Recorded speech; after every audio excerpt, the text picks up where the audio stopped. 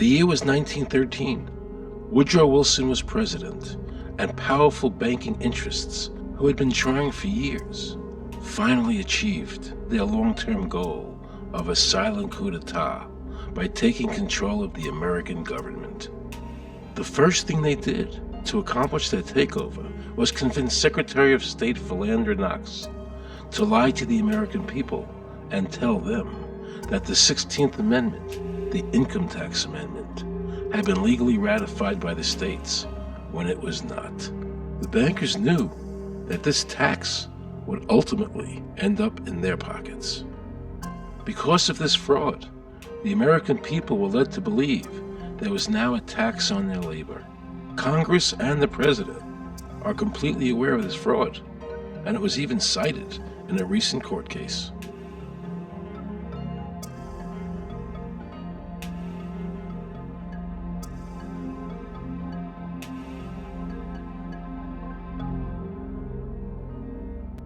That very same year, the bankers committed their second and by far the most diabolical fraud ever perpetrated on the American people by bribing senators to pass the Federal Reserve Act without the required constitutional amendment. All in favor, say aye. They did this during Christmas vacation, when many senators were home celebrating the holidays with their families. And that's how the unconstitutional Federal Reserve Act came into being. They were very clever, and they understood that whoever issued the money for America would control the government. The bankers won, and the American people lost, because most politicians will sell their soul for $1.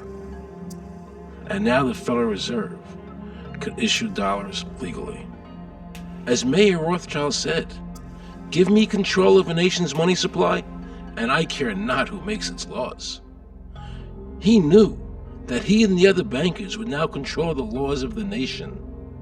Government gave these bankers one of its most important powers, and now had to borrow money from them and pay interest to finance the government. So the American people were forced to lower their standard of living and pay a graduated income tax to the government, just so the government could give these bankers more profits. President Woodrow Wilson, who signed the Federal Reserve Act into law, later said, in regret, "I am a most unhappy man. I have unwittingly ruined my country. A great industrial nation is now controlled by its system of credit. We are no longer a government by free opinion, no longer a government by conviction and the vote of the majority, but a government by the opinion and duress of a small group of dominant men." The Federal Reserve was created by Congress in 1913, and it was entrusted with the power granted originally to the Congress by the U.S. Constitution to coin money and regulate the value thereof.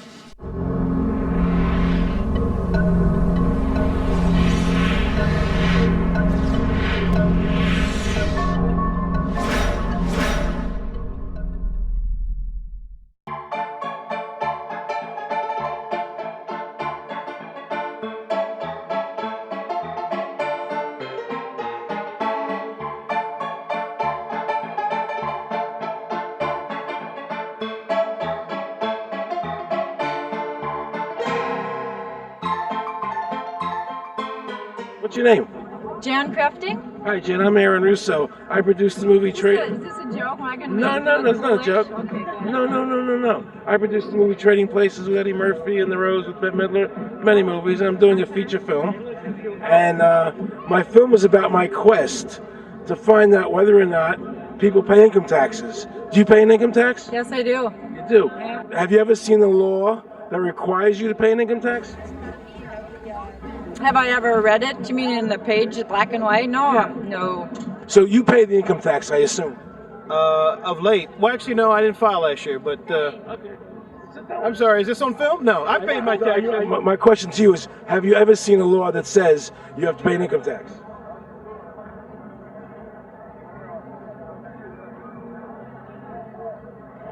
The law is that guy that wears that badge and a gun. That's the one that puts you in jail. That's the law. Actually, I can't stand the IRS. They're evil. Do you have any fear of the IRS? Not really, because I'm Canadian. I think it's actually unconstitutional, is what I've heard. Right. But to avoid any hassle, I pay it. If there was no law and I wasn't afraid of them coming and taking me to jail, absolutely I wouldn't pay taxes. Okay, then no, I wouldn't pay income taxes. It's a no-brainer. You wouldn't pay it. I wouldn't pay it. Why would anybody? Because that's what they tell us we must do, else we're bad Americans. Would you pay it? No. Would you pay it? No. Why would you pay taxes if you don't have to? The income tax is not legal because it would be a direct tax and it is not apportioned as the Constitution demands. If it's against the Constitution, then why are we doing it?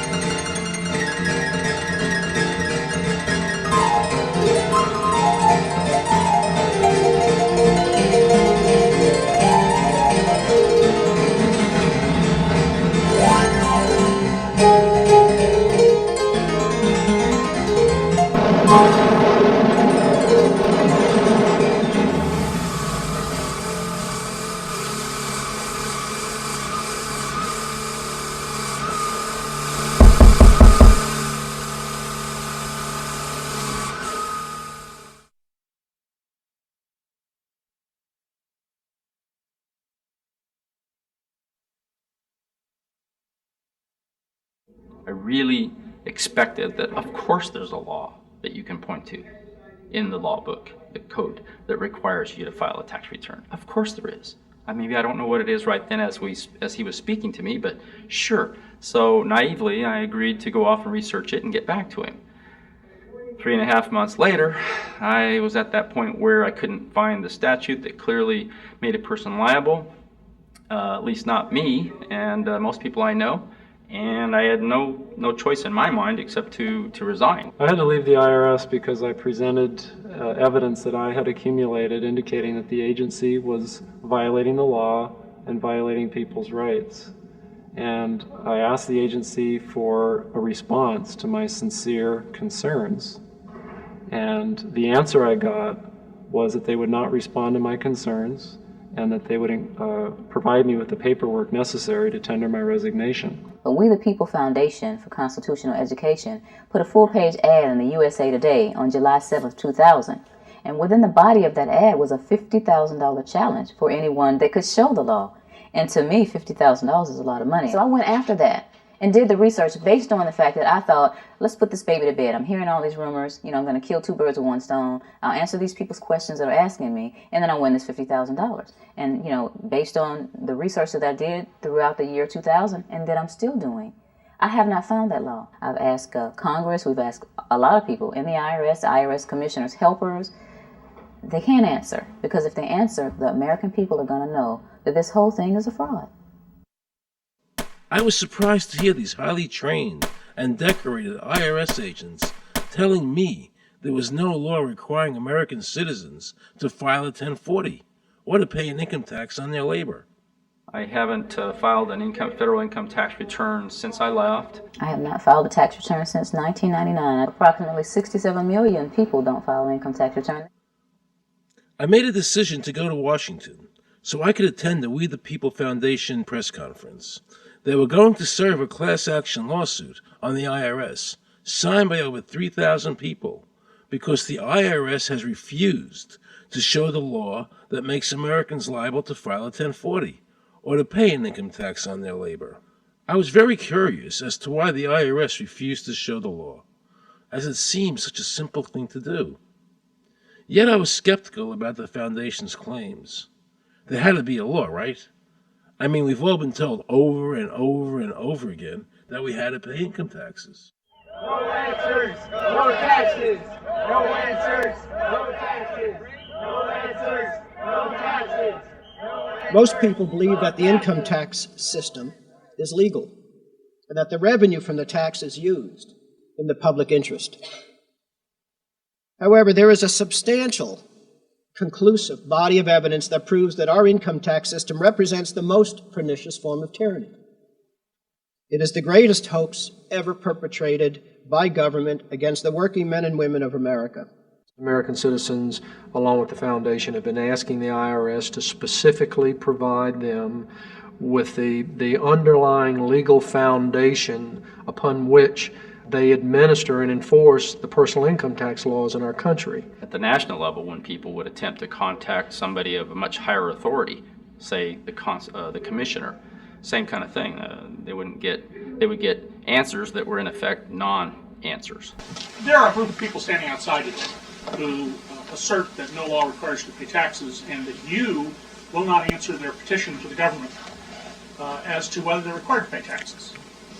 Are they required to pay taxes? I've been paying my taxes ever since I had my first job, and I think it's a fundamental construct of our nation that those of us who expect and demand the services from our government that the government provides, be they the protection of our country through the military, or be they the education of our children, or be they the protection of our environment, that we must pay for those services. So yes, I think there is a fundamental obligation, and that it's an understood and well accepted one.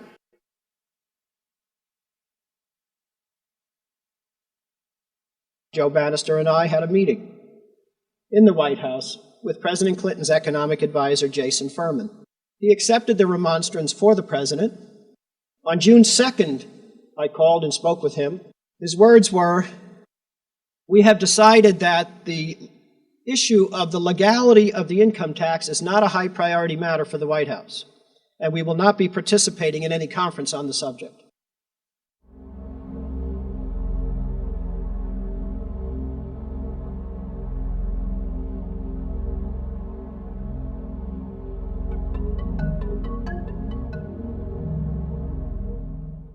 I decided not to eat until my death, or until the government agreed to send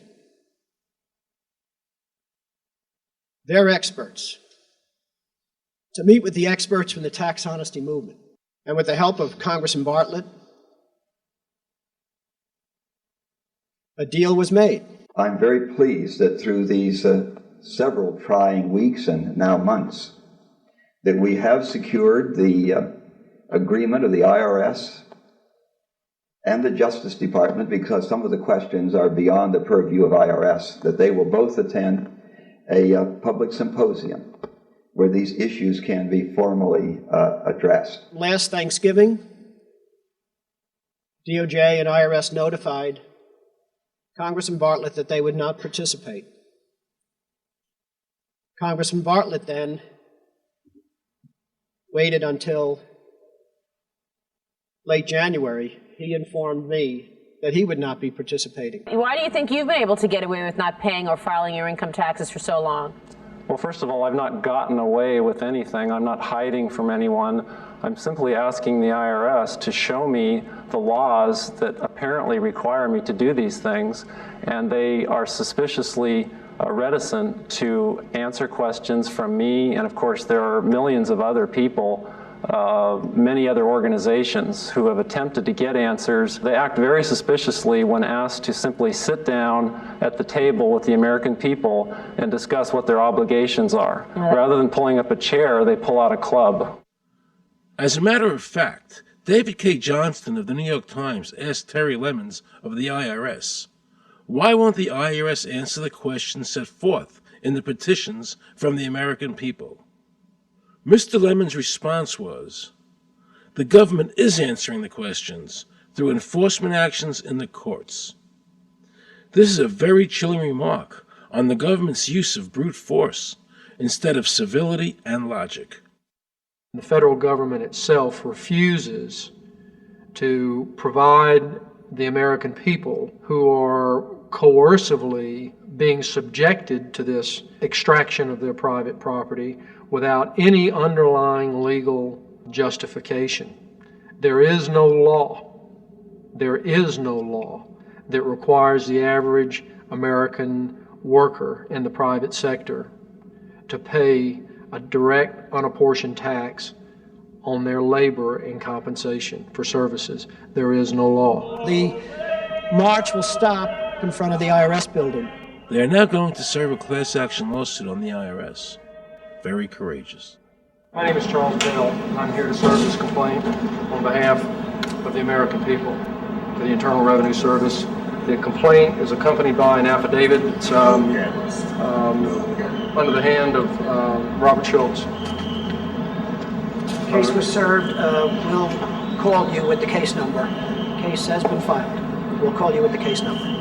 Thank you. Okay, thank you. We appreciate your time. America, baby! Freedom! Today, effectively, the people have said to their servant government that that our rights are not going to be any longer denied, and that we're going to have answers to our petition, our legitimate lawful petitions for redress of grievances, which are guaranteed in the First Amendment to our Constitution. So once and for all, we will get an answer. On August 31st, 2005, federal judge Emmett Sullivan ruled, the government does not have to answer the American people's questions, even though it is guaranteed in the First Amendment. Our courts have made a decision that government does not have to show the law that it enforces. And the press never reported on this. Have we given this judge the authority to overrule the Constitution, the very foundation of American life?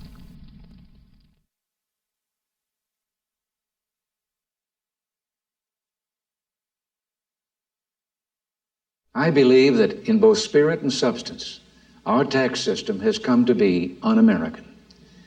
Death and taxes may be inevitable, but unjust taxes are not. The country's taxes must be fixed, and I know what to do with it. If you think you're paying too much now, just wait till I get through with it. Now, Mr. Henry, I'd like to ask you something. What does the government do with all the money we give them in taxes? When President Reagan was elected, one of the first things that he did was appoint a blue ribbon panel of business people headed by Peter Grace, and is commonly referred to as the Grace Commission. And their job was to research all the various areas of the federal government and make a report. One of the quotes from the Grace Commission is, 100% of what is collected is absorbed solely by interest on the federal debt. All individual income tax revenues are gone before 1 nickel is spent on the services taxpayers expect from government. If we pay the salaries of the congressmen and the senators, we're supporting them, aren't we? Well, yes. Yeah. Well, then why can't we list them as dependents and deduct them? We've been brainwashed. People have been told, that you need this income tax system to fund government, which is absolutely ridiculous. I mean, my question is, well, if that's true, how did we fund government from 1776 to 1913? The main purpose of the income tax is not to raise revenue, but to redistribute wealth and to control society. A lot of people might say, well, gee, if there wasn't an income tax, what would happen to education? They don't understand that education is paid for the most part, out of state and local taxes, your property tax. People might say, well, how are we going to build and maintain our highways if there's no money coming into the government? We need our highways. There is a tax on every gallon of gasoline that people buy. Proceeds from the income tax do not pay for highway construction. The amount of money that we spend on defense is exactly equal to the amount of corporate income tax, which is quite legal and quite constitutional. I think we should not want the income tax for several reasons. One is that it is the instrument of totalitarianism. It is the means by which the government can manipulate people and put you into a condition of servitude. Every year you give the federal government a form that says, here's how all my money worked. If you lie, you could go to prison. So you're required to give them a financial statement that under, the force of law could put you in prison if it's not impeccable, right? And under the law, they're supposed to do the same. They're supposed to give you back a financial statement that says, here's what we did with your money, except you comply and they don't. In fiscal 99, the Department of Defense had 1.1 trillion of undocumentable adjustments.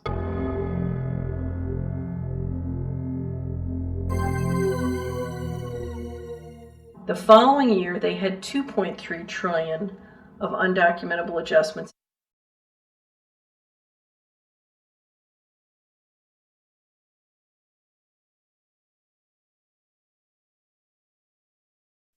I decided to call the IRS. I spoke to Anthony Burke in Media Relations. He was very nice to me, and I explained to him that I was an award-winning film producer and that I was doing a documentary on the IRS. He seemed a bit stunned by this, then explained to me that Commissioner Everson nor anybody else would go on film to discuss the income tax. But he did say he would call me back. I thanked him for that, but I couldn't help wondering, why was the government making it so difficult for people to see the law? So I decided to bring my crew down to the IRS building to see if I could find some employees to interview. And here's what happened. I said you cannot film here, that's it. Who are you to tell me I can't film here? What's the law? Just tell me where the law is that says that. Can you show me the law that says I can't film here? Is America a free country? I told him they couldn't film here, and he's asking 9 million questions. I told him that's a federal government law. Hey, I told him he couldn't film here. He's telling me he's a citizen and all that. So I couldn't film it. He's saying, where's the law that says I can't film here? And I'm asking other questions, sir. Then Homeland Security showed up, because I was such a threat to Washington. You got a driver's license up? Yeah, I do. Put that away for me. After convincing Homeland Security I really wasn't Osama bin Laden, I kept wishing the IRS would allow me to interview somebody. Why wouldn't they show the law? What were they so nervous about? I began to have a frightening thought. What if it was our own government we had to be afraid of? With that disturbing thought in my mind, I went to see a group of tax experts. You can look through the statutes and look for the law that requires you to pay. And when you do that, you can't identify a law that requires the average person in America who earns a wage and works in private business to pay an income tax. The Constitution allows for two kinds of taxes. They're called direct and indirect. The federal government in the Constitution can tax almost anything, as long as it apportions the tax if it's direct.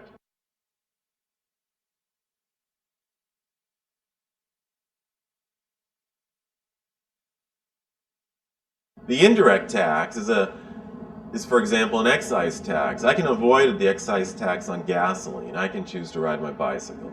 I can avoid the excise tax on tobacco. I can choose not to smoke, or I can grow my own tobacco.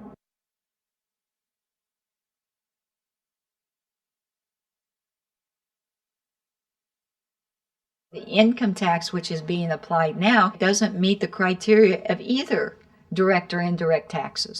The IRS claims that in 1913, the 16th Amendment, the Income Tax Amendment, allowed the government a third form of taxation. What was the Supreme Court's ruling on that? The Supreme Court, in the case of Stanton versus Baltic Mining. I mean, what could be clearer than this? The provisions of the 16th Amendment conferred no new power of taxation. The RUSSO case also said that the 16th Amendment did not impose any new taxes and did not change any of the taxing restrictions of the Constitution. There were also several other major Supreme Court cases in that same period from 1916 up until about 1923. Stratton Independence versus Hobart, Southern Pacific versus Lowe, Bowers versus Kerbo Empire, Burnett versus Harmel, Doyle versus Mitchell. It's actually very simple. Congress tried to enact an income tax in 1894. The Supreme Court said that's unconstitutional. When the Supreme Court says something is unconstitutional, it's unconstitutional. They tried again in 1913, and the Supreme Court said the 16th Amendment conferred no new power of taxation. So, if they didn't have it then, and they didn't get it, they don't have it. There is no constitutional basis for a tax on the wages of Americans living and working in the 50 states of the Union. Period. End of argument.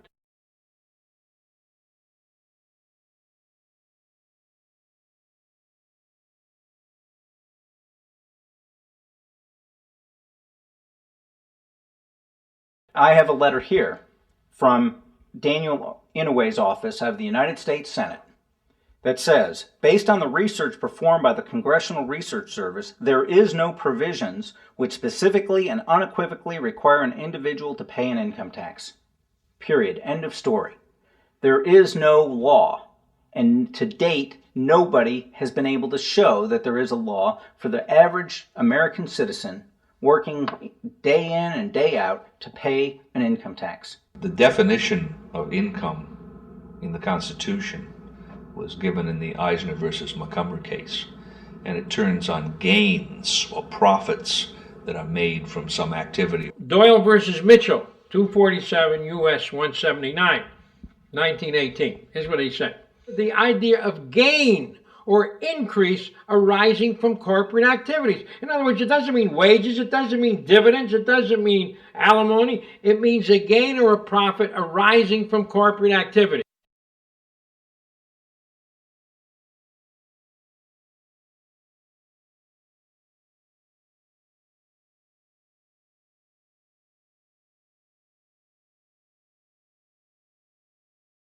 These liens that are recorded against people by the government for tax liens are nothing more than allegations. They are non-substantive. They have never been determined by a neutral third party, such as a court, to have one shred of validity.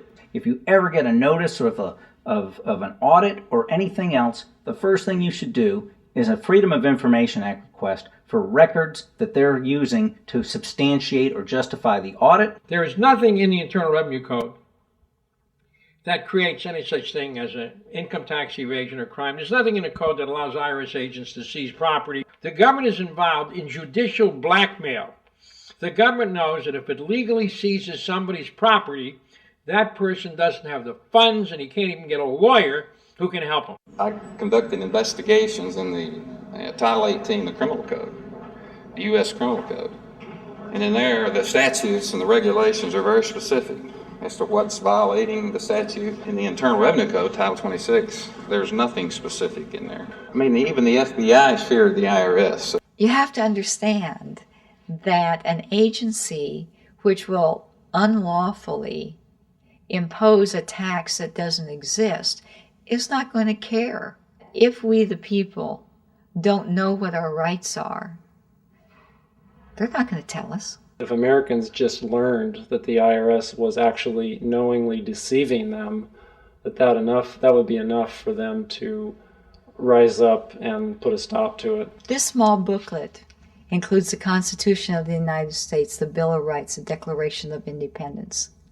This is a document that every citizen should read. It's a document which freed an entire nation. This is the Internal Revenue Code. And this document, and the unlawful application of this document by the Internal Revenue Service has enslaved the nation that this document attempted to free. I was very impressed with the people in the tax honesty movement. They weren't kooks, they were highly intelligent, well-researched, and very genuine. I was wondering why I never heard about all these Supreme Court decisions in the media. So I really wanted the IRS's point of view, because to get the true story, it was imperative I hear both sides. I kept wishing Anthony Burke would call me back. He seemed like an honest man. I then proceeded to call my message machine. Hi, this message is for Aaron Russo. This is Anthony Burke at the Internal Revenue Service. Let me suggest some people that you might want to think about talking to. One would be Don Alexander, who's a former commissioner who's here in town in Washington. Another would be Sheldon Cohen, who is both a former commissioner and former chief counsel. All those guys, I think, can answer your question about, where in the tax law it says that you have to pay taxes. Wow, good news, I thought. So I called Sheldon Cohen because he used to be the IRS commissioner. He wrote the tax code, and he was also general counsel to the IRS. He is a true expert, and I couldn't find a better person to answer my questions. He graciously agreed to my interview. The reason I'm doing this documentary is because there are many people in America today who believe that there's no law that requires them to pay an income tax or file a 1040. And there are many people going to jail for it, fighting over it. The Internal Revenue Code is authorized by the 16th Amendment. I think it should be clarified. I think government should be transparent to the people. Why doesn't the IRS commissioner sit down with them and just explain it in clear English? Why? I don't think they really care. They don't think. I think they're just playing word games. You don't think they're sincere people? No, I don't think they're sincere people. What does voluntary compliance mean? And why does the IRS code say it's voluntary to comply, not mandatory? That's a word euphemism we use. We use voluntary compliance when we talk about traffic signals. Most people at 2 o'clock in the morning, do you stop at a red light? Yeah. Is there a cop there? Well, sometimes I don't. I do, and most of us do. Most of us do. Right. But that's voluntary compliance. That was a complete perversion of logic. Traffic laws state that it is mandatory to stop at a red light. The IRS code says it's voluntary to comply. Mandatory and voluntary are the complete opposite of each other. Yet he wants us to believe that they mean the same thing.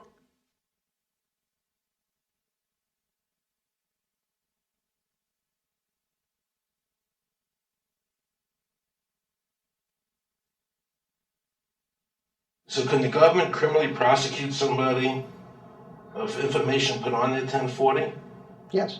Right, so doesn't that violate the Fifth Amendment? No. But the Fifth Amendment says I don't have to do anything that incriminates myself. Well, it doesn't incriminate you to put your income down. But you said before I could be put in jail for it.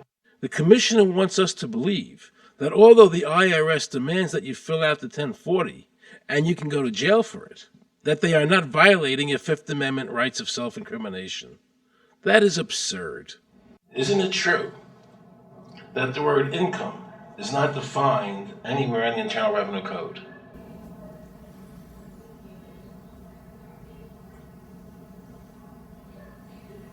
The law says that the government has a right to tax income from any source derived. So, but the word income is not defined in the code. It just says income without a definition of what income is. That's right. Correct? Yeah. But there are many different kinds of taxes. Well, how can an American citizen know what income is if the code doesn't define it? If they're paying an income because tax... the courts have all defined it. Do you remember what constitutional attorney Edwin Vieira said? The definition of income in the Constitution was given in the Eisner versus Montgomery case, and it turns on gains or profits that are made from some activity. So the Supreme Court has ruled income is not wages, it's not labor, it's gain from corporate activity. I believe that a man's labor is his private property. That's your view, but it's not the law. The Supreme Court's even said your labor is your private property. When I go to work for somebody, it's a trade. It's an even exchange. I do some work, you give me some money.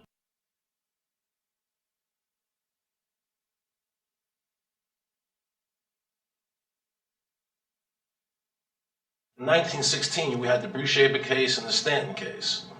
And the Bruce-Shaber case and the Stanton case said that the 16th Amendment gave the government no new taxing power. I'm not going to argue the niceties of that with you. And it came up again in a case called Peck versus Lowe, where the Supreme Court said the 16th Amendment did not extend Congress's taxing power to any new or accepted subjects. In other words, if you weren't taxable before the 16th, you weren't taxable after the 16th. Today I interviewed a juror, who sat on a case, and they found the person not guilty for lack of filing, okay? And I asked her why they found him not guilty. And she said because the IRS couldn't show us the law that made him liable to file a 1040. All they need to do, if there is a law, is to show us the law, which of course they never did. And the reason they didn't do it was why? Because there is no law. Title 26 requires you to file a return. But doesn't Title 26 have to be in compliance with the Supreme Court decisions? You're going to take a 1920 case and superimpose it on the whole Internal Revenue Code that was written after it? No, that's not. I can't believe what I just heard. Rewind.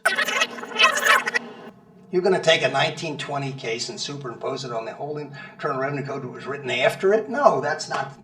Remember he said earlier the Internal Revenue Code was authorized by the 16th Amendment? The Internal Revenue Code is authorized by the 16th Amendment. Remember, the Supreme Court said the 16th Amendment did not give the government any new taxing power. These decisions have never been overturned.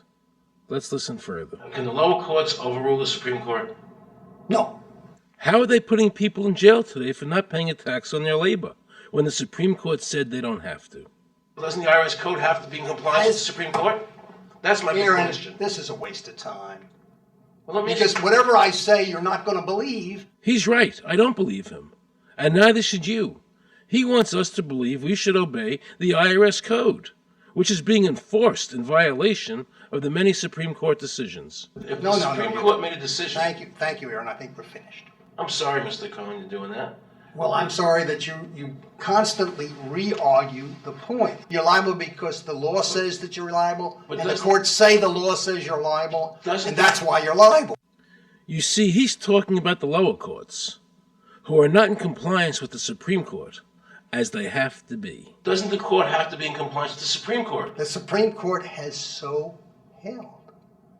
Where? You caught me unprepared. I'll come back. Well, I don't want to do that. But let me ask you a hypothetical question. No. You're making silly arguments here. Why is the Supreme Court decision a silly argument? Well, because it's inapplicable. That made my heart stop. He just said Supreme Court decisions do not apply to the IRS. That's the behavior you would expect from a totalitarian country, maybe China or Russia or Cuba. Not from America. They're just making up the law as they go along. Now I knew the tax honesty movement was right. The IRS thrives on intimidation and fear, not by law. It's no different than a criminal protection racket, using force to extract your money from you. Then the former IRS commissioner, now working at a prestigious Washington law firm, threatens me. Watch. Aaron, you understand Yiddish, Cornish helfen. For those of you who don't understand Yiddish, that means nothing will help you. Now it all became clear. I understood why the IRS wouldn't go on camera and talk about where the law was. I understood why all the senators I called refused to be interviewed. There is no law. And now you know what our political leaders and the courts have known for decades and have tried to cover up. The United States Constitution strictly forbids a direct, unapportioned tax on the wages and salaries of American citizens. The United States Supreme Court has consistently ruled that the income tax is a tax on profits and gains, not on labor and wages. On behalf of the American people, I challenge the IRS to show me a statute that allows a direct, unapportioned tax on the wages and labor of the American people. And if I'm wrong, I will give my most humble apologies to the IRS. If the IRS is wrong, and there is no law, then every person who's been jailed should be let out of jail immediately, and any assets seized should be returned to their rightful owners. If this is a nation of laws and a free country, then the IRS should show the law to the American people.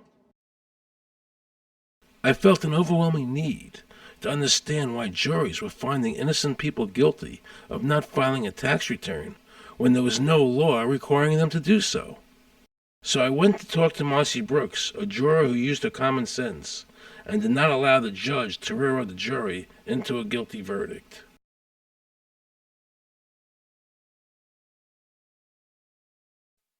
He was being tried for 4 counts of not filing his income tax. Okay. And our question was, well, what is to decide? Either he did or he didn't. It never occurred to us that he might actually be innocent while at the same time not filing. In the federal government, it is not a felony not to file taxes. Finally, they said, okay, if we're going to get this guy, we're going to have to put it in the state. They called up the IRS agent, Agent Craner. Craner? Yeah. Robert Craner. Mm-hmm. This is Ken Doherty, who's also an investigator with the Illinois Department of Revenue. Issued a request for a copy of the delegation and ability order. Right, and I talked to my boss about that, and he said that my badge is that. Badge is the authority. I thought it had to be in writing. The last question that the defense asked him was, did you write any of this down? And Agent Craner looked right at him and right at us, and he said, I never wrote anything down. And yet when we saw the video, there he was, writing notes, you know. And so I'm thinking, okay, at this point, the judge is supposed to say, Agent Craner, it is clear that you have committed perjury. It wasn't even noticed. It finally came to the climax. Mr. Harrell looked right at the prosecutor, and he said, I will tell you the same thing I have told over and over again to government officials. You show me the law that requires me to file a tax return, and I'll be glad to do it. And again, I ask, under what is the requirement that you claim under required duty stuff? And the requirement under the regulations is what section? My question to you is, what particular act are we discussing here that I am liable to do these things that you claim I'm liable to do? Your exact question would be again? Okay, what is the section that what? But I guess I'm still not understanding your question, Mr. Harrell. Well, you must be familiar with what that you have the police powers to enforce. Yes. The prosecutor absolutely ignored him. And he started slandering Mr. Harrell. Just started attacking his character. They're calling us tax cheats, they're calling us fanatics, they're calling us weirdos. I don't care what you call me, but I have one question. Where is the law? Show me the law. Can't let this turn into a rational debate, because if they do, they lose it. So they have to insult people and say it's frivolous. We felt like that there was an overall arrogance and that they were railroading Mr. Harrell and wanting us to participate. Judge Coogan, he looked right at us and he said, I will instruct the jury according to the law. We were sent to deliberation. The judge promised us that he would give us the law. And we looked and it was not there. We wrote a note to the judge asking for a copy of the law. 10 minutes later, we get a note back. You have everything you need, but there was no law. And he had promised us. At that point, I felt betrayed. I felt like this man promised us the law, and that's what this whole thing is about, the law. We request it, and he still denies us the law. And the reason they didn't do it was why? Because there is no law. Remember, we're talking about the Illinois state law here, okay, which is a law in Illinois. So we got out that law, and we read it several times, and I said, okay, wait, you know, because they kept saying, but this is a law in Illinois. And I said, look at the beginning of it. It says, anyone required to file a federal income tax return is required to file an Illinois tax return. I said, if it is true that he's not required to file a federal return, then that nullifies the Illinois law. Two people, they kept saying, but he's going to get by with it. And I said, what is he getting by with but his rights? If there is no law, he's not breaking a law. He's just standing on his rights. Are we going to deny him that? That's when this one juror sat back and kind of rolled his eyes and he said, you mean we don't have to pay taxes?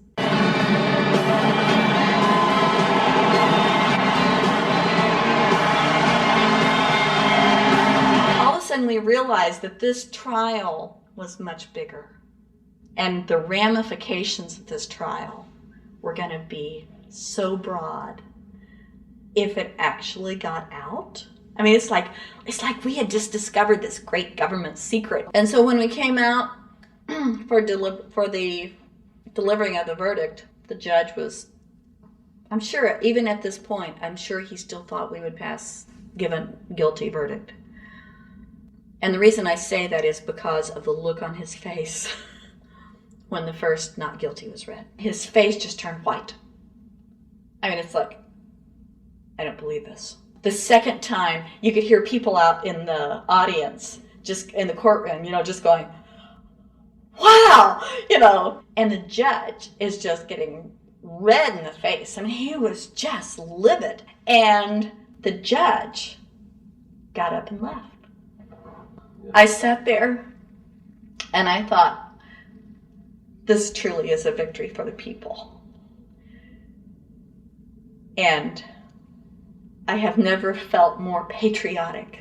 And I knew that we had done the right thing. I looked at that man, Mr. Harrell, and I thought, the system might not work all the time, but this time, for that man, it did. In November 2004, the government arrested former IRS criminal investigator Joe Bannister. They charged him with fraud for telling the American people the truth about the income tax laws. The jury obviously agreed with Joe.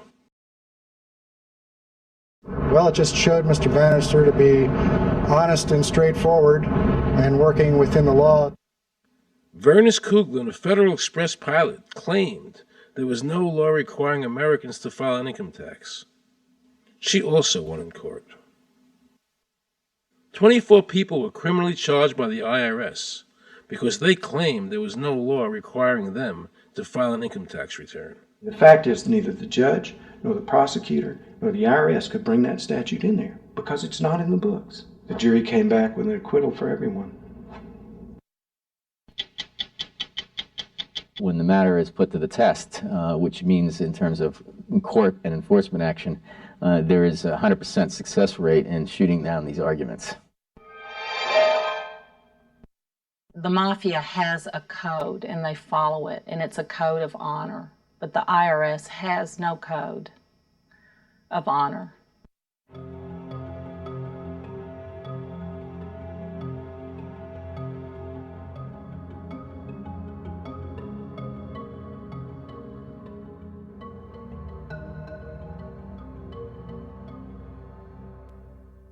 Meet Judge Dawson, a federal judge presiding over the Irwin Schiff tax case, who denied Irwin the ability to prove to a jury that there was no law requiring Americans to file an income tax return.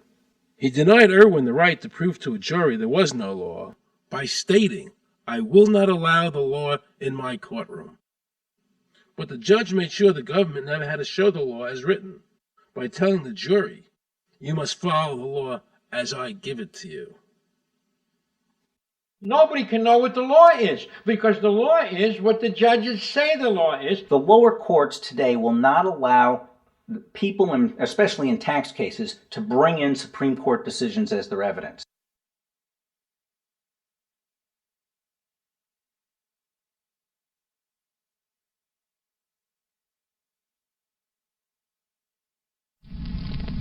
Here we have a federal judge railroading an American citizen by saying Supreme Court decisions are irrelevant. And again, nothing from the press defending our freedoms.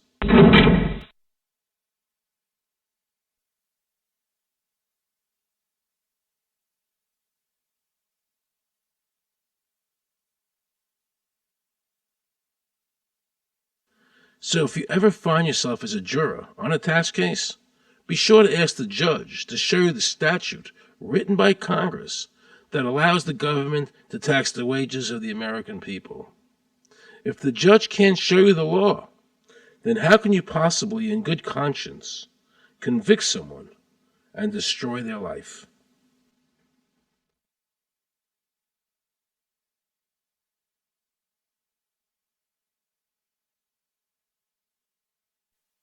Let's see how the IRS treated one of America's greatest heroes, and someone I cherished as a child. Joe Louis was an American icon. Victorious in his first 27 fights, the Brown Bomber quickly rose to heavyweight champion of the world. His 1938 knockout of German Max Schmeling, who represented Hitler's Aryan ideal, earned him the admiration of millions of Americans. Is watching carefully. Louis nudges him right to the body, a left up to the jaw, and Schmeling is down. The count is 5. Right after Pearl Harbor was bombed, Joe had a title fight where he donated his fee to Navy War Relief. Well, I'm not working for nothing. I'm working for my country, and I think that's about the greatest piece of work that anybody can do. Well, I certainly agree with you for that, but you're turning over an awful lot of money. Well, we all turn over a whole lot for this country at this time. Joe volunteered for the segregated army and defended his title while in the service, this time donating his normal fee to Army relief. I'm only doing what any red-blood American would do. Since the checks were in Joe's name, the IRS taxed him on their full amount, even though he never saw a penny of it. At the end of the war, Joe was awarded the Legion of Merit. But what most people didn't know was that the IRS was charging him $50,000 a year in interest alone on his debt. When Joe's beloved mother died, leaving him $600, the IRS immediately seized it. They also confiscated all of his children's trust funds.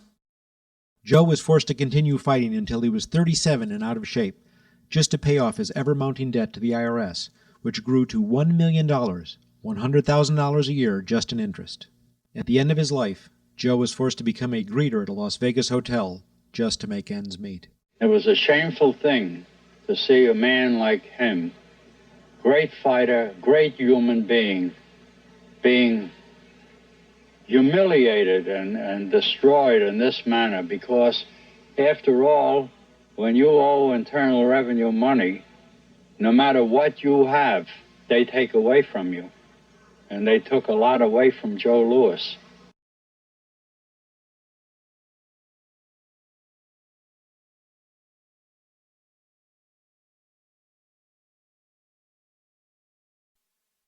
I made a decision to drive to Virginia Beach from Washington because I had heard stories about two law-abiding families who had been brutalized by the IRS.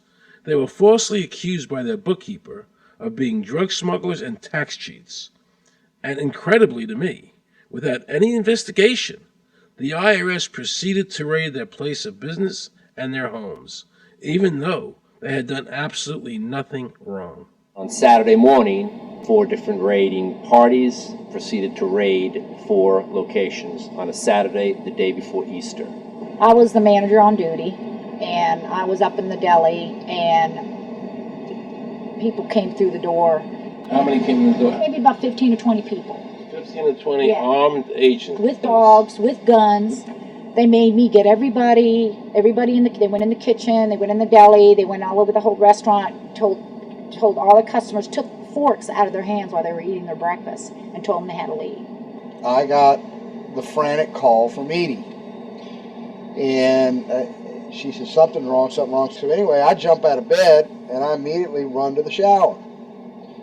I'm in the shower, and the next thing I know, I hear my son yelling, "Dad!" I went like this, and boom, I'm slammed against the door and I fall down with a gun in my head. And they're like, "Where's Scotty Miller?" And I'm like, "Dad!" That's all I'm doing is yelling. I'm scared, frightened to death. And then the next thing I hear is Mr. Miller, the shower curtain is jerked back. I've got a gun pointed at my head. Hold it right there. The screams from the little girls who were at a pajama party with my daughter. There was 4 little girls there with my daughter. Of course, mayhem. There were about 3 men in my bedroom with huge guns. He followed us and wanted to watch us get dressed, and I tried to shut the door, and he puts his foot in the door, like he's going to sit there and watch us change our clothes. And I was like, "Excuse me, no." My neighbors now are all standing out. Were you still naked? Well, they handed me a towel at that point. I had a towel wrapped around me. Did the towel fit? No, hardly. Hardly. At this point, they were talking about weapons, and I mean, it's crazy. I mean, they're looking everywhere, going through all my drawers, and I reached for my underwear drawer to get some underwear. They said, "Don't touch anything." They're locking their guns up and hold it right there. Don't move around. Don't move. I'm like, whoa. I said, "I'd just like to get some underwear on here, I said, "Yeah, I got women standing here." They keep everything. How did you conduct your business if the IRS took everything? We had to do it out of a shoebox so we could keep going because we requested these things, and I'm told that the government's really not, once they do raid and so forth, they're supposed to at least let you, until you're charged with something, continue your business. This wasn't the case. They kept everything. So you were never even charged? Absolutely not. Charged with what? And when you speak IRS, the whole world shrivels up. The whole world gets fearful to a point where, let's not talk about it. I testified in front of Congress. I would like to know why this dark entity known as the IRS has come into my life and refused to leave. I raised my children with a zero tolerance for dishonesty. And now they must hear allegations that I am a major drug dealer and a tax cheat? A lot of people out there being abused, and a lot of people saying, look, I'll pay it. Just go away. Just go away. When all that happened, we had to file bankruptcy. We've had cars taken away from us, kept my daughter from going to college. Do they ever think about the lives that they just destroyed? Do they think about the ruination of homes and property? No. In this case, we would have never thought this could happen to us. We've never done anything wrong. How can this happen in America when, in my case, personally, I thought that I was doing everything right? I've served my country. I've been to college. At least I've done something in my life. I got a speeding ticket one time. I paid my taxes for 40, 50 years, whatever it was. I've never been audited. What happened here? I had this really uncomfortable feeling in the pit of my stomach as I was thinking to myself, how did America transform itself from being a truly free country with a servant government where our individual rights were protected by our Constitution to being a country that talked about being free but really wasn't? The change started when the Federal Reserve came into existence and America adopted one of the major planks of the Communist Manifesto by bringing to America this central bank. The very same people that backed the Federal Reserve System also backed the graduated income tax, a second plank from the Communist Manifesto. You know that the Federal Reserve is a private bank and not a government agency? No, I wasn't aware of that. It's a private bank? That would scare me quite a bit. What if you learned that the Federal Reserve makes money off the taxes you pay? How would you feel about that? Angry. Like I'm feeling right now. I would feel cheated by my government. I'd be angry. It kind of sucks. They're pretty much in control of everything. I decided to drive back to Washington to see Dr. Ron Paul. He had been a congressman for over 20 years. I had met him previously in 1998 when I was running for governor of Nevada, and I knew him to be an honest and sincere man, and I thought he'd be very helpful in letting me know what the future holds for the American people. Who owns the Federal Reserve? It's secret, and we can't find out what's happening. But the Congress created it, and it's not authorized in the Constitution. The government borrows money from a private corporation using the name Federal that prints United States on it, and then it pays back to the Fed, which is owned by private banks. We don't know who all those private banks are. The money that the government is paying back to the private bankers is the money that comes from you and me. Why in the world would the American government borrow money and pay fees on it when it has the authority to make the money itself interest-free? The Federal Reserve is no more federal than Federal Express. I've never seen a full list of ownership for the Fed. I don't think anybody has. The government works for a private bank, and the private bank works for its owners, the true masters. People talk to me about, the issue of Republican versus Democrat, as if they don't get it. And I say, look, here's the way you get it. It's organized crime. All you do is you call the Republicans the Genoveses, and you call the Democrats the Gambinos. The people at the top, they treat it like a crap game, like it's their crap game, like they're making lots of money. Occasionally, somebody at the table shoots each other, but the moment anything threatens their crap game, they all unite to protect it. They're both controlled by the same financial, economic, and corporate interests. Once the banks get into the picture and they form a partnership with the government gives them the legal power now to create bank-issued money backed by the coercive power of government to require everybody to accept that bank money. In the course of the last century, they've converted this nation from a nation of independent freeholders to a nation of employees. And they're just one step away from being serfs. Most people spend the great bulk of their money for taxes, interest, and inflation. And all of that money goes to these two groups that comprise the cartel and their partner, the federal government. It's not a coincidence. So if Congress used its legal authority to shut down the Federal Reserve System, the American people would be much better off. Government should create, issue, and circulate all the currency. Creating and issuing money is the supreme prerogative of government and its greatest creative opportunity. Adopting these principles will save the taxpayers immense sums of interest, and money will cease to be the master and become the servant of humanity. Abraham Lincoln. Young people today are conditioned practically from the cradle on up to think that credit is a wonderful thing. You don't want to damage your credit. You want to do what you can so that you can go to the bank and get a good loan. There are no people who own their own property, who own their own houses, who own their own business, who finance their own business. They're only debtors. The average young person today has no concept that he's being drawn into a web, a trap. Like he's in the feudalist system, only he's going to like it. He's going to think, this is wonderful. I got my new red Corvette and I'm in debt for the rest of my life, but I'm looking good. A decision was made. Let's get all the debt up, let's move the jobs abroad, and instead of re-engineering your skills, we're going to dumb down America, and so the middle class will disappear. Really what most of the people in this country have become is food for the debt machine. When a person borrows money, it puts a noose around their neck and makes them servant to the lender, which is exactly what the Federal Reserve System is designed to do. And now our Congress, so dominated by the banks, is helping them to entrap people even further by passing new bankruptcy laws, making it more difficult for the people to declare bankruptcy and get a fresh start, while at the same time allowing the banks to charge very high rates of interest. This is the way the Democrats and Republicans, working with the banks, legally enslave the nation. Credit card industry is a huge political contributor. And unfortunately, a certain number of... It just seems so, like I say, just bald. This idea that credit card industry gives a lot of money to the government so they will protect them even to the just abject disinterest of their own constituents. That happens kind of a lot. The board of directors of the Federal Reserve System is chosen by the president from a list prepared by the bankers themselves. The process of finding a Greenspan replacement is ongoing and is being managed by a small group of people responsible for coming up with a list of nominees. It's important that whomever I pick is viewed as an independent person from politics.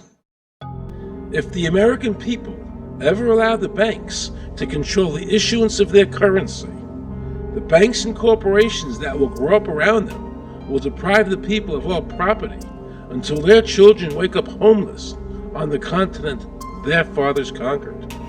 Thomas Jefferson.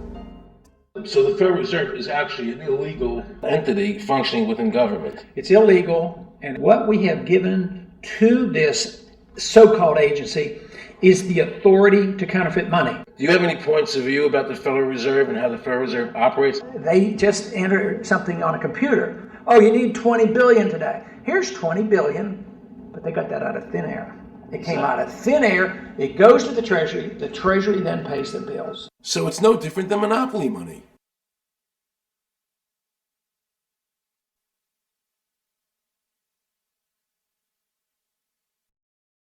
The cost of living is so high today because the Federal Reserve and the federal government have destroyed the purchasing power of the dollar.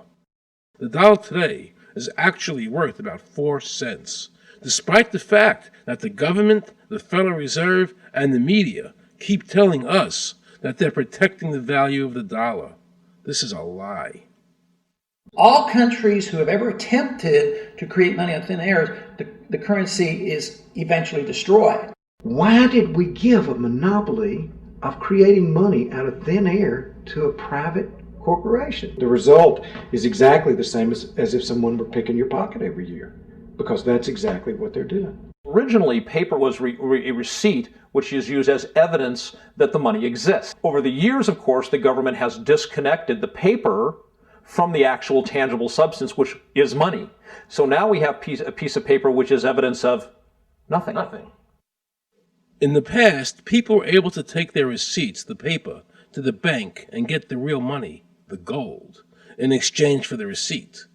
This limited the amount of money that could be printed, thereby protecting the purchasing power of your savings. You don't have to worry. That's good because I work 3 jobs and I feel like I contribute.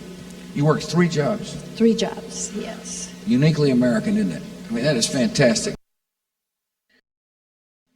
In the absence of the gold standard, there is no way to protect savings from confiscation through inflation.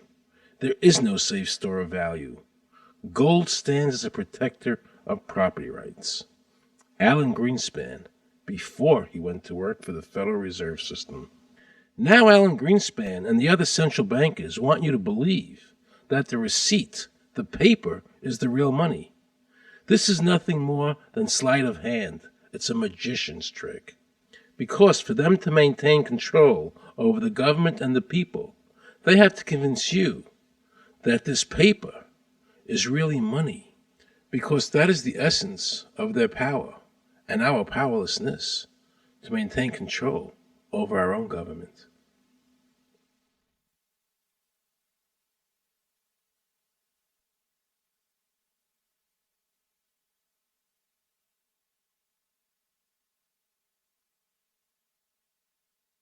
What happened to the gold in Fort Knox? Nobody really knows. When I served on the Gold Commission, I asked them to really, do another audit. I remember it was 15-2 and said, we don't need to audit the gold. It's supposed to be the American people's gold, and so we would like an accounting to tell the American people what is there. I've been told that the Federal Reserve has taken control of the gold as collateral for the dollars they print. They list gold on their balance sheet. How could the Federal Reserve, this private bank, list gold on the balance sheet? They claim they're holding that for the Treasury.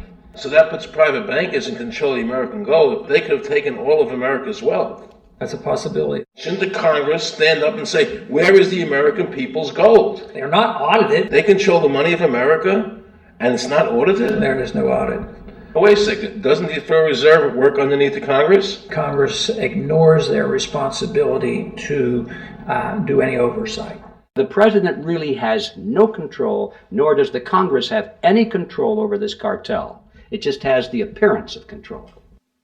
In the final analysis, the Federal Reserve bankers, with the help of the Democrats and Republicans in Congress, have swindled the American people. They have taken the true wealth of America, the gold, and given us a piece of paper in return.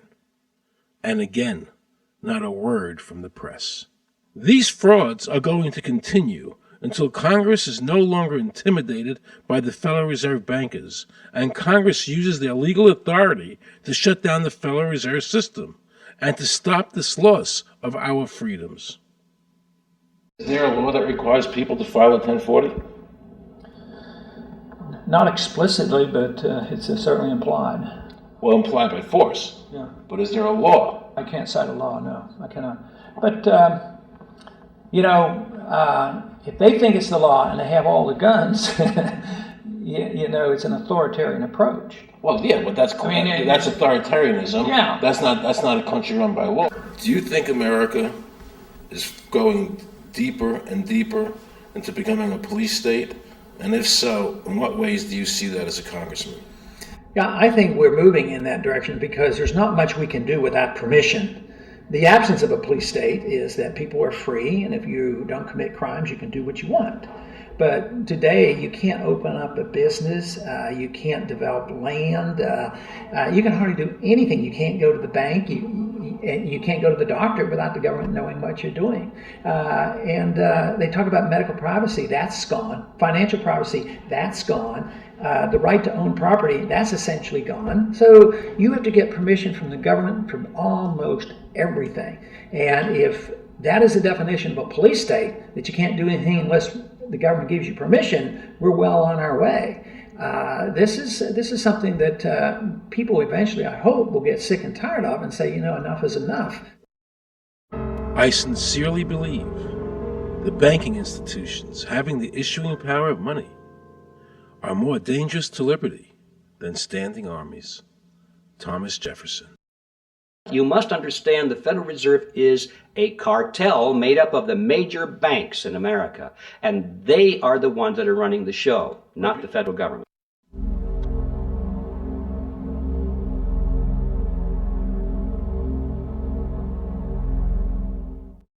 The powers that be behind the system, the financial interests, are able to exercise a disproportionate amount of influence on not only the economic structure of the country, but the political structure.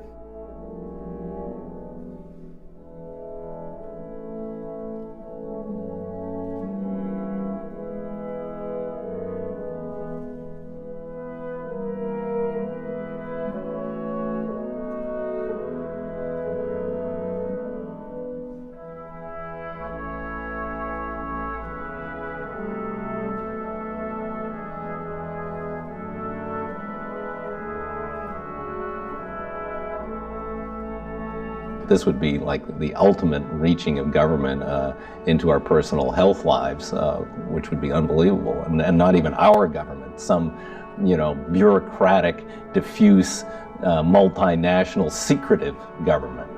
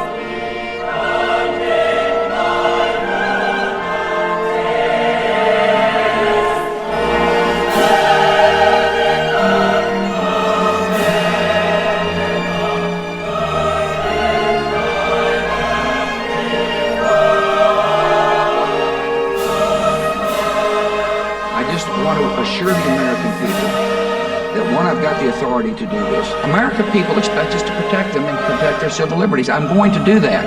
Preserve, protect, and defend the Constitution of the United States. The Constitution of the United States. So help me God. So help me God. So help me God.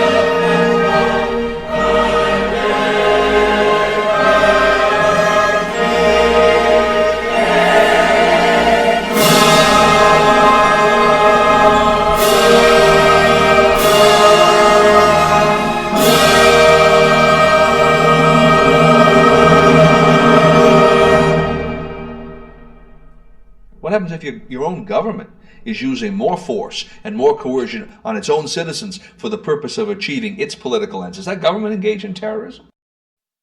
Now let's watch the government add insult to injury to the people of New Orleans. No one will be able to be armed. We will take all weapons.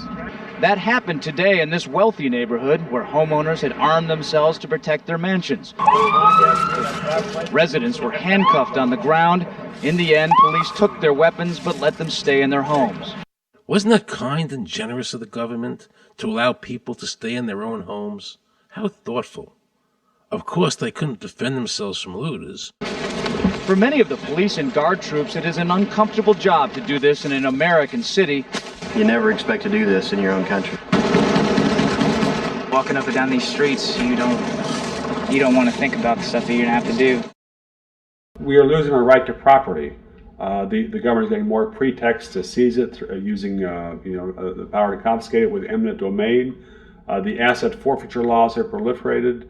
It's easier for the prosecutors to come in and make an accusation against you and confiscate your property even though they have no evidence that you've done anything wrong. Guilt or innocence doesn't really matter that much because it's very convenient for the government. Unfortunately, what is being sold to the American people today as Americanism, if you peel off the label, you find so much similarity to what we were fighting against when we were fighting communism and Nazism and fascism. The government's now putting a national ID card together and they want checkpoints. We will be carrying our papers, and they have recommended there'll be checkpoints throughout the country. Isn't that what Nazi Germany did that everybody in America was against? Papers, please. May I see your papers? May we see your papers?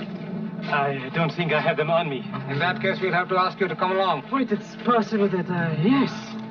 Here they are. These papers expired 3 weeks ago. You have to come along. Halt!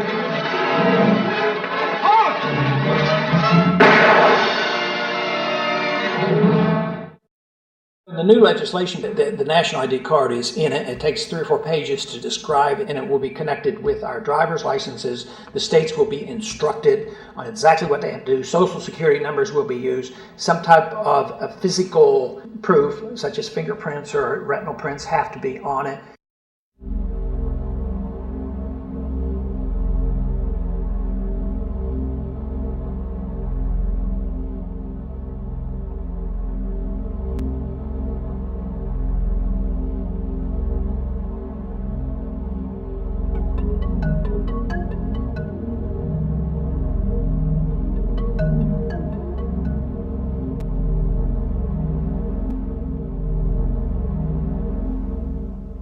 It is time to wake up, America. These ID cards are not about defeating terrorism, but they are all about controlling the American people. I arranged an interview with Catherine Albrecht, a leading authority on the RFID chip. Her book entitled Spy Chips is the definitive book on this subject. I wanted to find out just how dangerous these chips are to our liberties. RFID is a technology that uses tiny computer chips the size of a grain of sand or even smaller, hooked up to miniature antennas to transmit information about items at a distance. Back in 1999, Procter & Gamble, Gillette, and MIT got together to find a way to commercialize this technology and make it small enough, make it efficient enough, and make it low cost enough to, essentially, their dream is to put one of these tiny computer chips on every physical item manufactured on planet Earth. The latest technology for identifying people at the point of sale, for identifying people when they make purchases, is actually the implantable chip that you can actually embed directly into human flesh. It's a tiny glass capsule about the size of a grain of rice. It contains an RFID computer chip with a coiled antenna, and it can transmit information also at a distance.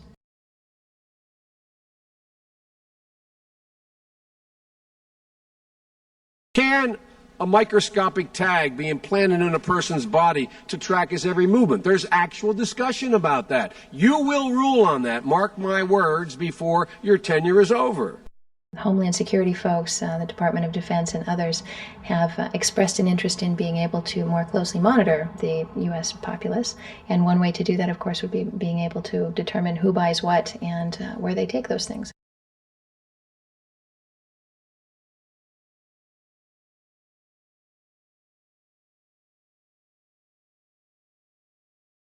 Radio waves can travel through walls, they can travel through wood, they can travel through the things we normally rely on to protect our privacy.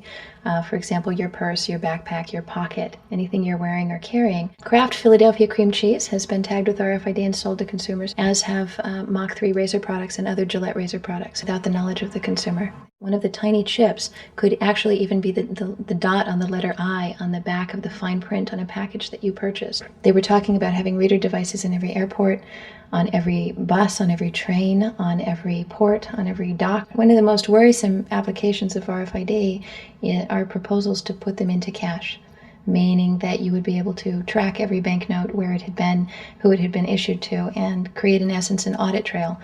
That would essentially take away the anonymity of cash that we now enjoy today. The ATM machine itself, as the money came through the roller device, would be reading each number, and they would know who you are because, of course, you identify yourself at the bank before you take money out. And down the road, when you go to pay at a major retailer, it would also be possible for them, as they're putting the money into the cash drawer, to simply feed it through a little reader device. It would go in, it would tag that number and transfer possession from Aaron Russo, say, to Walmart. Once everything you do is tied down to a single number and there is no longer the ability to pay with cash, then all it takes to render you a non-citizen is to simply turn that chip off. You will no longer be able to really participate in any function in society, including buy food.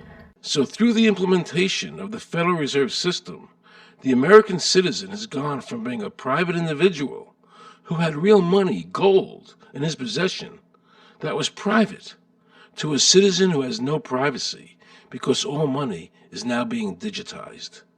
They can deduct whatever amount of money they want out of your digits whenever they want. They can trace you whenever they want.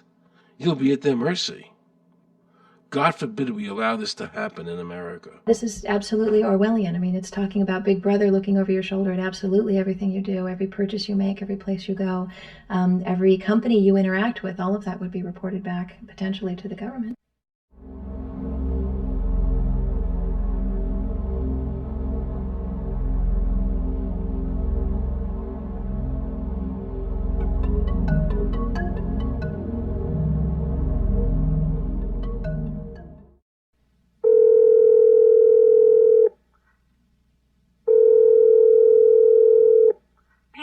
Guaranteed hot in 30 minutes or it's free. This is Mary. May I take your order? Hi, Mary. Yes, I'd like to order. Is this Mr. Kelly? Yes. Thank you for calling again, sir. I share your national identification number as 610-204-9998-45-54610. Is that correct? Yes.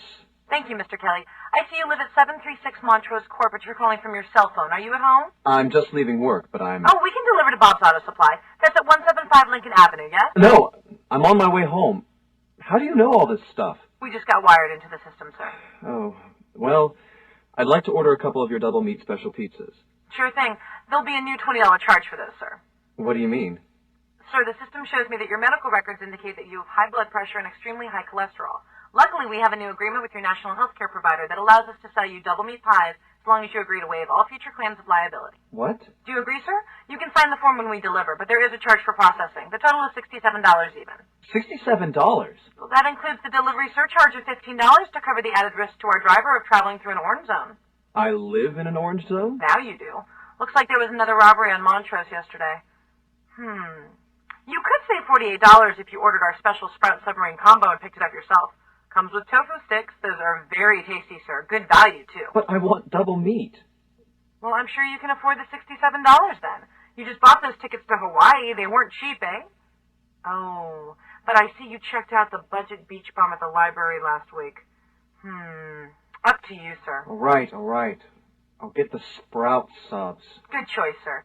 Gotta watch that waist if you're hitting the beach, eh? 42 inches. Wow. Man, I'd say tofu and sprouts is like required. That's how much? Just between you and me, there's a $3 off coupon in this month's Total Men's Fitness magazine. Your wife Betty subscribes to that, right? Anyhow, clip that and it's $19.99 even. Whoa, looks like you maxed out on all your credit cards. Bring cash, okay? Have we become so controlled and so ignorant about our rights that big institutions and big government can do whatever they want with us, even without our approval? I knew for certain the Founding Fathers would resist to the death what is happening in America today. And I, for one, will not accept a national ID card. And if nobody accepts a national ID card, and nobody can board a plane without one, then let the airlines go bankrupt. And if you can't open a bank account in a big money center bank, then open an account in a small local bank. And if we can't walk into a federal building, I personally would consider that a blessing. Don't allow these institutions to dictate to us how we conduct our lives. This is America, and we have free choice. We the people have all the power, not the government. Government gets its power from us, not the other way around. Think of all the men and women who died in all our wars, fighting for freedom, not Federal Reserve bankers. Do you think they sacrificed their lives so that Americans could be chipped like a dog? So we could all have a homing device inside us? No. This ID card is the last step before they implant us. And that's precisely the reason nobody should accept one. And do you know what they're going to do? They're going to call on the propaganda machine, the media, and try and sell this as if it were in everybody's best interest. We're working on a product that we have called internally a PLD. PLD stands for Personal Locating Device, which is an implantable GPS for which our company owns a patent. The hybrid of the two of these products, being Digital Angel and VeriChip is what we call PLD. PLD should be in prototype form by the end of this year, by December of 2002, and we are already working with the Food and Drug Administration as well as legislative agencies with these products and ultimately with the PLD.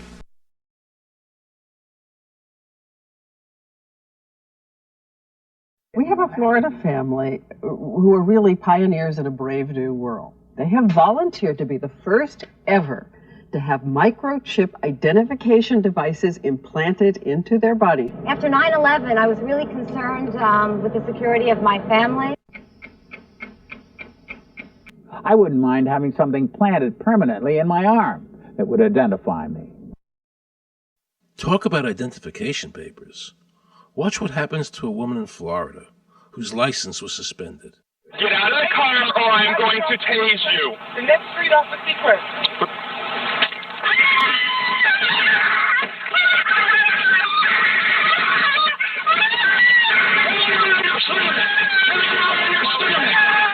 On your stomach. Do it now. Put your hands behind your back. Do it now. Do it now or you're going to get tased again. Do it now. Do it now. On your back. Put your hands behind your back. Put your hands behind your back. I can't. Sure you can. Come here. Ow, ow.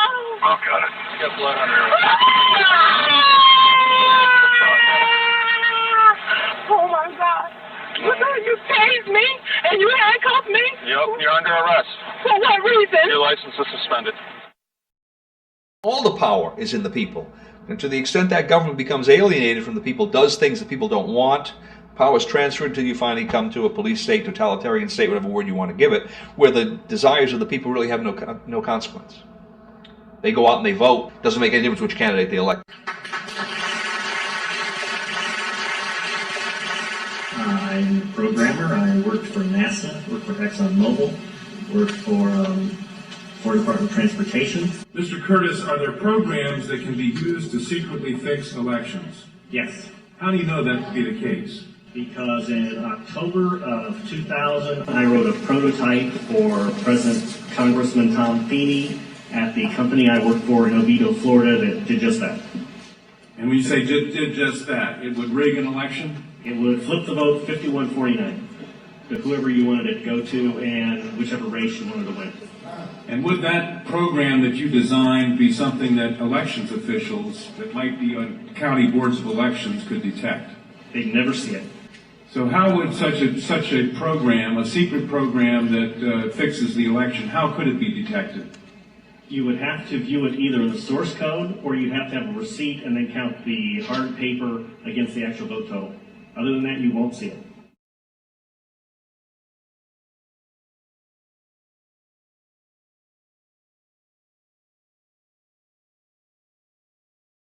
Given the availability of such vote rigging software and the testimony that has been given under oath of substantial statistical anomalies and gross differences between exit polling data and the actual tabulated results, do you have an opinion whether or not the Ohio election, presidential election, was hacked? Yes, I would say it was. So in other words, there was absolutely no assurance whatsoever on anything with regard to these machines? Absolutely none.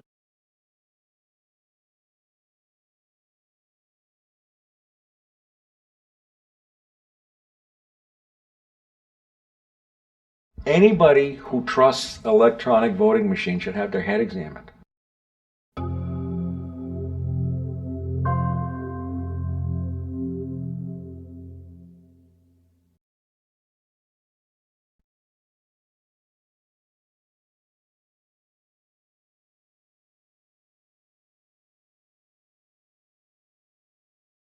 Now we can see a new world coming into view.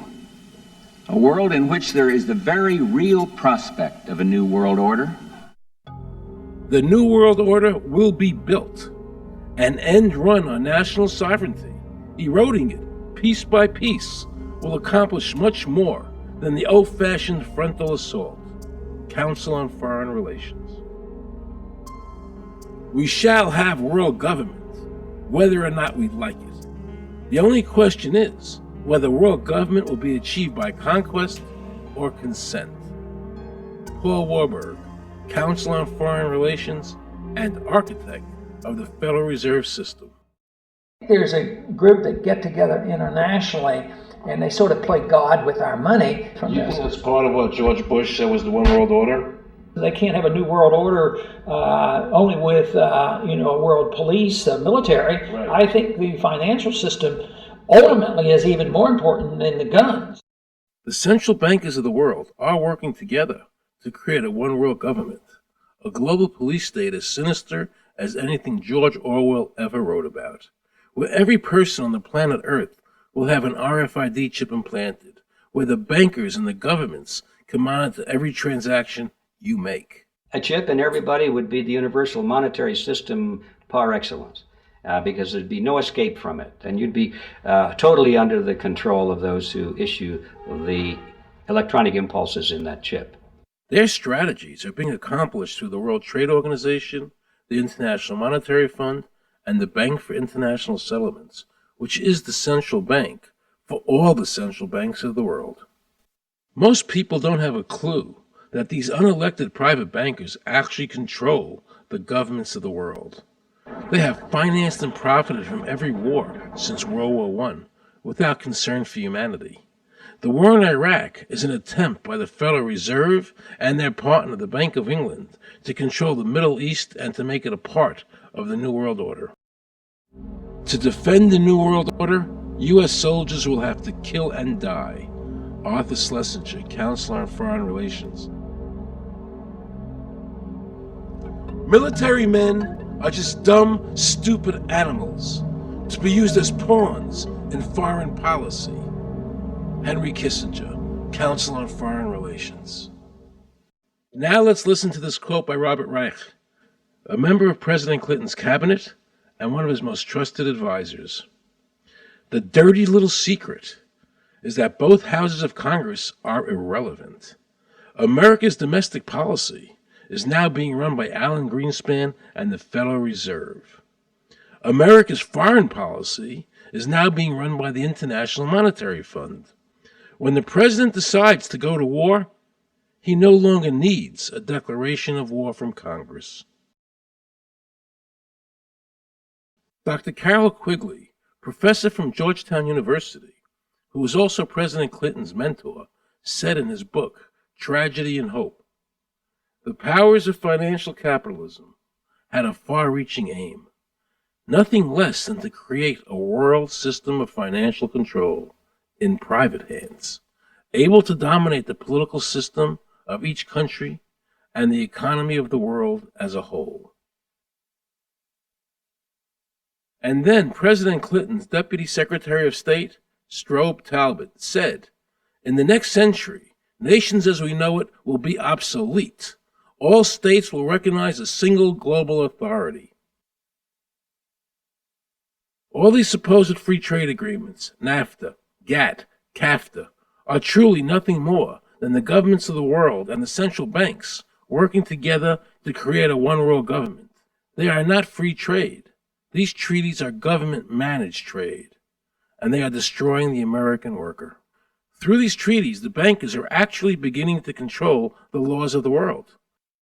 The fact is that this relationship between the bankers, the government, and the huge multinational corporations is the very reason why the government no longer enforces its immigration laws. The bankers want a one-world government without borders, and the American government is obeying them. If the government was so worried about terrorism, why are they leaving the borders open, but at the same time telling American citizens they need an ID card with an RFID chip?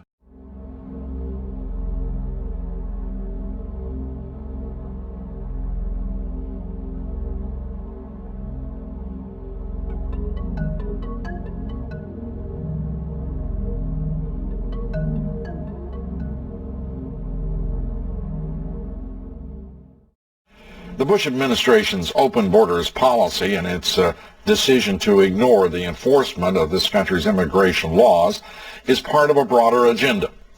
President Bush signed a formal agreement that will end the United States as we know it, and he took the step without approval from either the U.S. Congress or the people of the United States? Bill Tucker reports. The Security and Prosperity Partnership of North America sounds benign, hardly like a policy that critics call NAFTA on steroids. It's a deal that few have even heard of. It's being done again by very few people at the very top on behalf of the investment class, but the working class of people, political officials across our country, from communities, from cities and so forth, they don't know anything about this. Yet it was agreed to by Mexico's President Fox, Canada's Prime Minister Martin, and President Bush in 2005. Administration officials counter their critics by saying everything about SPP is on the White House website, and they say the partnership is not a treaty but more of an outline of priorities between the United States, Mexico, and Canada. Still, some wonder why there haven't been public discussions about the goals being pursued. You know, I was asked the other day about whether or not I really thought the American people had the stomach to stand up and stop this nonsense, this direction from a group of elites in absolute contravention of our law, of our Constitution, every national value. And I hope, I pray that I'm right when I said yes, but this is beyond belief. Look what happened in Europe. The people that voted down the European Constitution wanting each country to stay sovereign. Yet the private central bankers are pushing the governments forward to make this Constitution happen, even though the people voted against it and clearly do not want a world government nor one European government.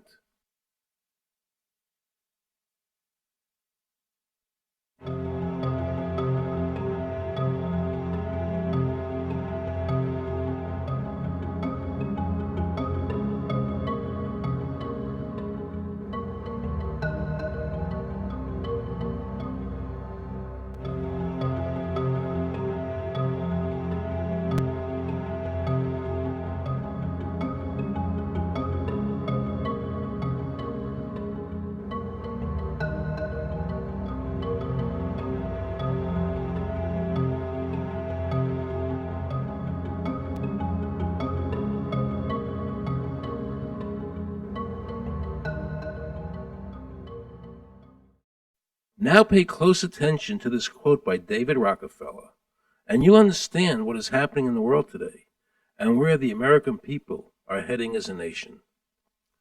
We are grateful to the Washington Post, the New York Times, Time Magazine, and other great publications whose directors have attended our meetings and respected their promises of discretion for almost 40 years.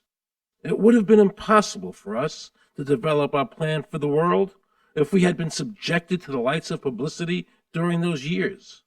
But now, the world is more sophisticated and prepared to march towards a world government. The supranational sovereignty of an intellectual elite and world bankers is surely preferable to the national autodetermination practiced in past centuries. David Rockefeller, a member of the Council on Foreign Relations, actually believes that we would be better off if he and his bank of friends ran the world.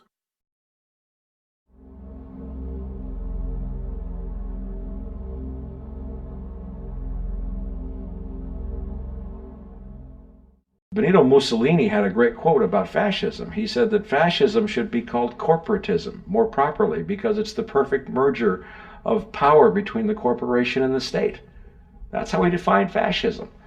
And that's what we're seeing here. The media controls the information that a person gets. In various ways, they can make sure that the average American watching the tube or reading the newspaper is going to come out with a certain mindset. He's going to say, this is good, that's bad, and that's all they have to do. You look at the ownership of corporate media in this country. Who owns CBS? Viacom? Who owns NBC? GE? Who owns ABC? Disney? Americans have been taught to expect their salvation from government instead of recognizing government as the most dangerous threat they'll face in their lives. And the United States putting together a constitution now for Iraq. You know, why don't we just give them ours? I mean, think about it. It served us well for over 200 years, and we don't appear to be using it anymore, so what the hell?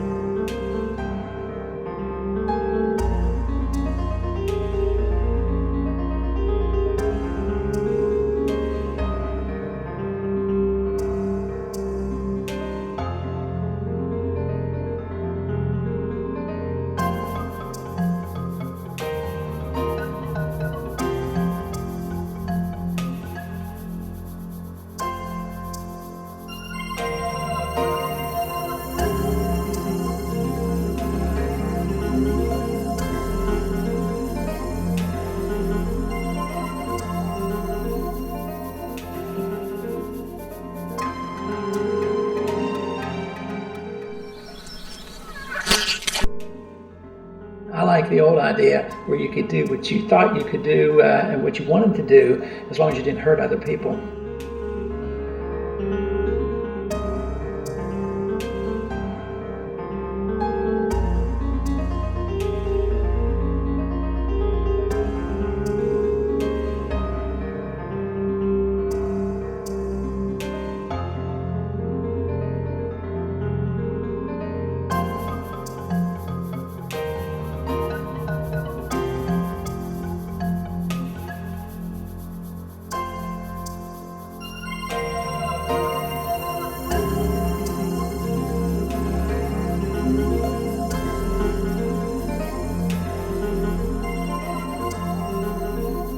I think that the ultimate choice that's being presented to mankind is that it's time to either evolve or perish.